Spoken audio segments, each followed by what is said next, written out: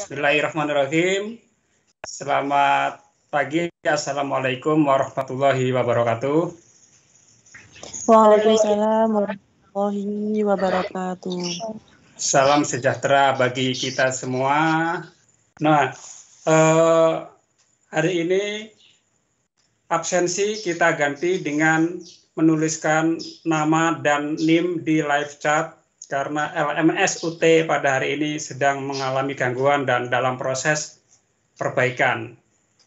Nah, sebelum kita praktek membuat media pembelajaran yang paling sederhana dulu, kita akan coba menengok ke belakang, mereview kembali materi yang sudah kita diskusikan minggu kemarin. Ya, mungkin teman-teman masih ingat ya, kenapa kita perlu menggunakan media di dalam pembelajaran. Ya, bisa diberikan tanggapannya. Ya, menurut pendapat saya, kenapa media pembelajaran harus digunakan ya Pak dalam pembelajaran? Betul ya. Nah, karena kan sekarang udah eranya teknologi Pak, udah semakin canggih.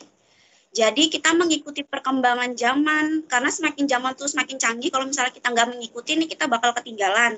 Sedangkan di dalam dunia pembelajaran, contohnya seperti sekolah dasar, sekarang sudah banyak menggunakan media pembelajaran, contohnya aja kemarin menggunakan pakai Google Meet, baru pakai Zoom, kan harus paham tuh Pak dengan media pembelajarannya seperti apa. Wajib untuk, kalau misalnya untuk sekarang tuh harus paham banget tentang IT sih menurut saya ya Pak. Dari yang nggak mau, yang nggak peduli, dan sekarang harus mulai memahami dengan perkembangan zaman. Menurut saya seperti itu sih Pak. Baik. Dan sangat diperlukan. Baik, bagus sekali pendapatnya Bu Fitri Nurhayati. Jadi kita harus mengikuti tren perkembangan zaman dan kita harus beradaptasi ya, karena adaptasi ini penting ya. Banyak kita ambil contoh sebuah perusahaan-perusahaan yang dulunya ada sekarang tidak ada. Taruhlah eranya dulu ada era Nokia, kemudian eranya Kodak untuk ya. Mereka sekarang ini tenggelam dan tidak ada. Ya, salah satu faktornya tidak mampu beradaptasi dengan kondisi. Jadi ketika kita tidak mampu beradaptasi dengan kondisi, cepat atau lambat akan hilang dan akan ketinggalan. Oleh karena itu kita selalu mengadopsi hal-hal yang baru sesuai dengan zamannya. Baik, ada pendapat lain? Silakan Bu Indah. Ya. Kalau menurut saya dengan adanya media dalam pembelajaran itu membantu antara siswa dan guru untuk kalau guru menyampaikan materi dengan lebih mudah dan siswa menyimak serta memahami materi itu lebih mudah juga. Kemudian lebih memperjelas pesan. Maksudnya bisa menjelaskan materi secara detail dengan tanpa adanya keterbatasan ruang, waktu, dan tenaga. Mungkin seperti itu, Pak. Baik, ya. Siswa dalam belajar, karena kan kalau media itu lebih banyak inovatifnya ya, dan lebih berkreasi, jadi gairah atau motivasi siswa itu lebih meningkat. Baik ya, jawabannya lengkap sekali ya, melengkapi dari yang sebelumnya. Yang sebelumnya tadi tentang terkait dengan tren teknologi. Kemudian yang kedua ini dilengkapi dengan berbagai pertimbangan atau alasan mengapa media perlu kita gunakan di dalam proses pembelajaran. Tadi dikatakan bahwa dengan media maka pembelajaran akan lebih mudah. Dengan media membuat materi-materi bisa lebih mendetail. Dengan media bisa mengatasi keterbatasan ruang dan waktu ya. Dengan media juga bisa memicu motivasi dan kreativitas siswa. Seperti itu ya. Baik, sudah lengkap sekali. Saya lanjut ke review berikutnya. Nah, di dalam media pembelajaran tentunya ada banyak sekali macam-macamnya ya, terutama media yang berbasis komputer. Nah, coba disebutkan salah satu media berbasis komputer? Salah satunya itu Microsoft PowerPoint. Ada lagi? Internet, Ya. browser seperti Google Chrome, YouTube. Itu juga sekarang kita lagi di mana YouTube tuh sekarang lagi benar-benar dipakai. Yang dulunya hanya sekedar buat hiburan, sekarang bisa juga buat sarana pendidikan, Sudah media punya belajar. semua Khairatul Fitrah sudah punya channelnya juga? Nggak buat channel, Pak.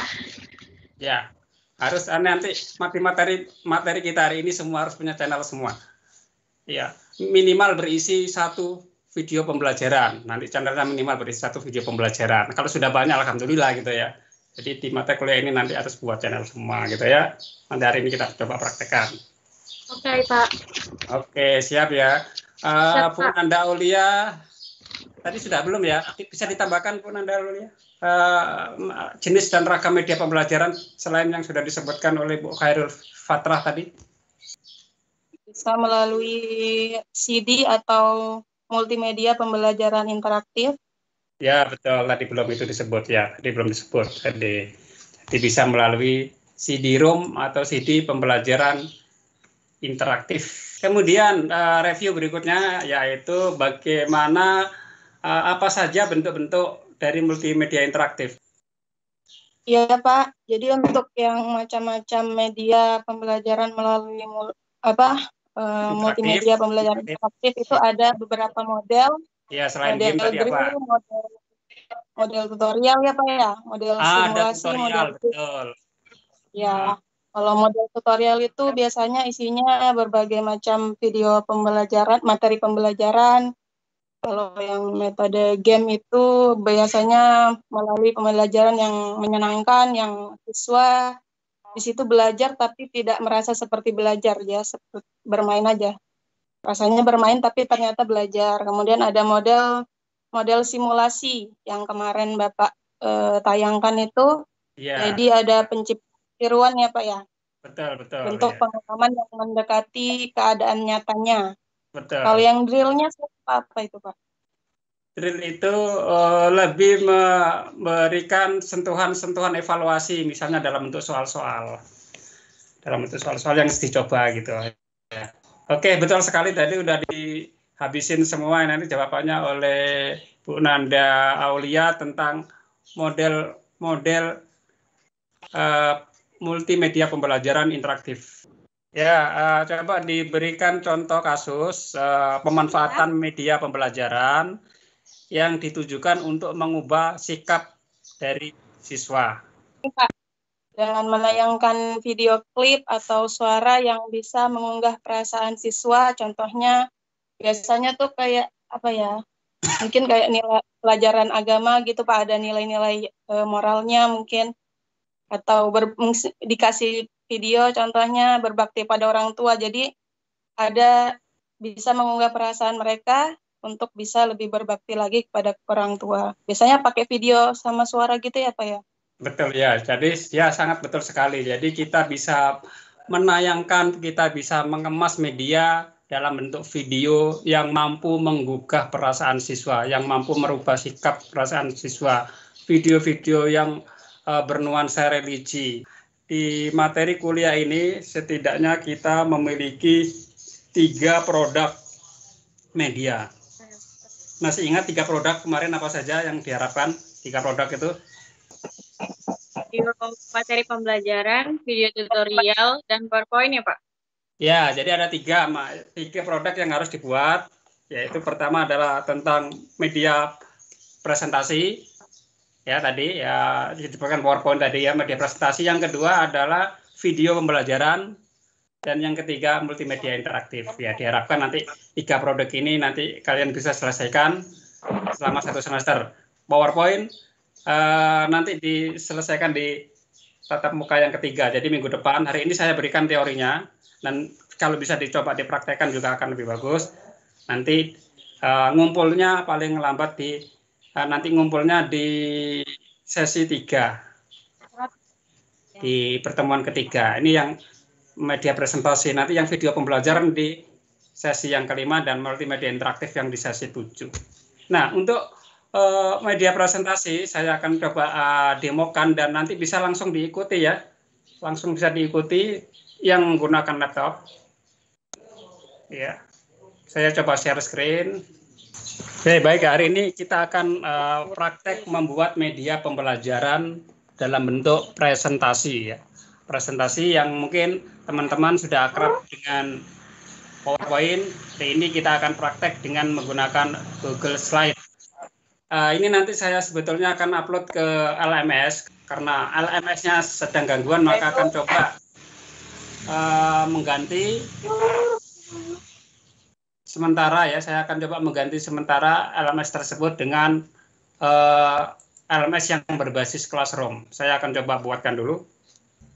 Nah, tentunya di dalam proses pembelajaran kita perlu ada pembuktian dalam bentuk evaluasi ya, pembuktian bahwa siswa tersebut sudah menguasai atau belum dalam bentuk evaluasi. Evaluasinya bisa berupa praktek ya maupun evaluasi dalam pengetahuan.